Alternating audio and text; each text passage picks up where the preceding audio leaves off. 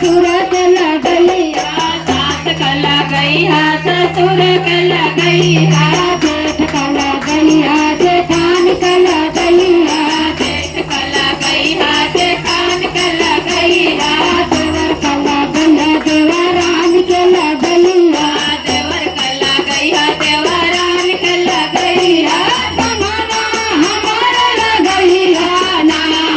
हमारे मेहनत के हो कमैया हजरिया रथी के लगैया ना हमारे मेहनत के हो कमैया हजरिया रथी के लगैया ना बेटा का